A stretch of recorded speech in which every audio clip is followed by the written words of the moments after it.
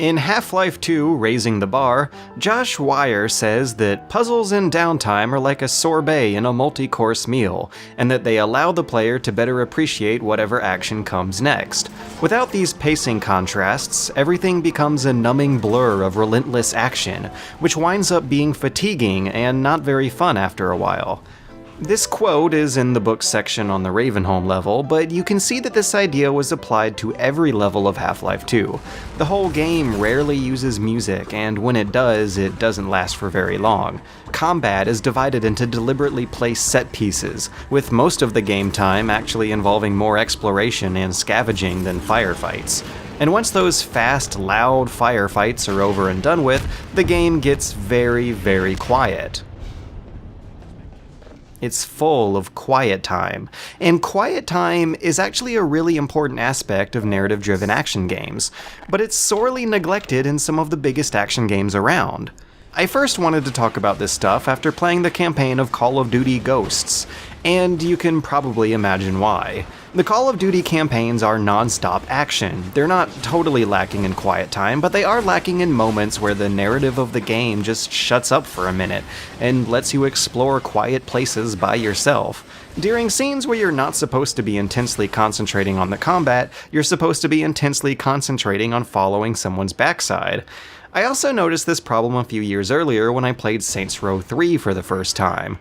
The whole game is a non-stop barrage of either over-the-top action or over-the-top humor, and it wasn't evenly distributed. Spoiler alert, the end of the game that I chose has you shooting your way up a tall statue with Bonnie Tyler music in the background, but the beginning of the game has you diving through airplanes in mid-air and crashing in and out of wreckage with skydiving gunplay along the way, and I guess what that shows us is that without some more spacing between the ridiculousness, it's hard to tell what's not supposed to be ridiculous. And that's what quiet time does. It helps the viewer appreciate the loudness of the action so that we can be better prepared for it, and also understand why it's important. Now, this rant here is really applicable to a very specific genre of games, narrative-driven action games, which also happens to be the most lucrative genre around these days. Even though Call of Duty barely has any downtime, it topped the industry's sales for much of the last decade, and that's likely because there's a lot more value in the multiplayer game than the short single-player campaigns, and that doesn't really tie into the same type of storytelling that the single-player does. But this concept is arguably applicable to most any kind of storytelling out there. It's got a lot to do with the pacing of the experience. Tarkovsky's Stalker movie has a 5-minute scene where the characters are just riding a tram while some quiet music plays, and it's surprisingly entertaining and enjoyable to watch. The Stalker games have 5-minute bursts of you just throwing screws into the air, and that's surprisingly entertaining too.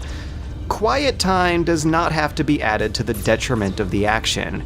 It's there to accentuate it. It can give the player a rest in preparation for that action, or vary up the gameplay with non-violent activities like puzzles or dialogue. It can be used to take advantage of the less interactive merits of video games, like exploration and environmental storytelling, or just the sheer pleasure of hiking through some pretty landscapes or taking a scenic drive.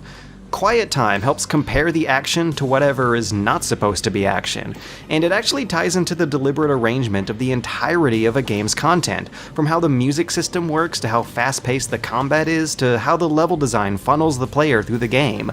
And balancing out all of those pieces to make room for quiet time can really end up making a game feel so much more fleshed out. Regulating just how much of the game the player is exposed to is a challenge of exposition. You don't want to spoil the biggest thrills early on, and you generally want players to feel mentally engaged on their way to the end. And a lot of developers are really frustrated with how few players get hooked enough to actually get to the end of that single-player campaign, but if you're trying to hook the player for that many hours, then the way a game distributes its content suddenly becomes more important than the content itself. Quiet time is a moment for the player to slow down and think. It's a moment for the developers to use subtext to get the player pondering about what else is going on in the story.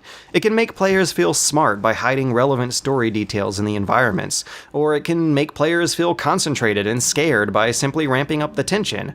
Just look at Resident Evil 4, for example. It was reviewed as a game all about relentlessly exciting white-knuckle action, even though most of the actual gameplay is spent quietly walking around areas that have no enemies at all.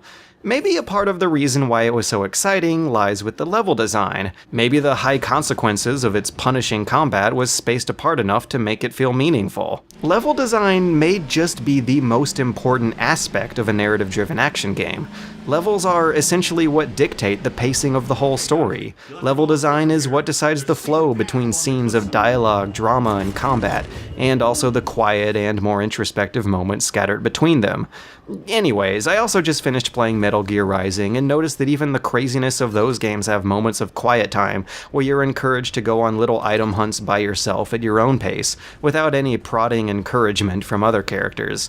Hell, even Doom and Quake managed to squeeze a reasonable amount of that stuff in. As much as people like to complain about keycard hunts in those games, I feel like the overall package would have ultimately been worse off without them. Some of the most beloved action games ever seem to value quiet time more than the alternatives. Dark Souls has no regular background music at all. The levels are completely quiet, empty, and moody, and that complements the atmosphere of the whole game. The only music you ever hear happens during boss battles, and that's probably because they're the fastest and most desperate moments of the game, whereas outside of them, the game encourages you to play slowly and cautiously.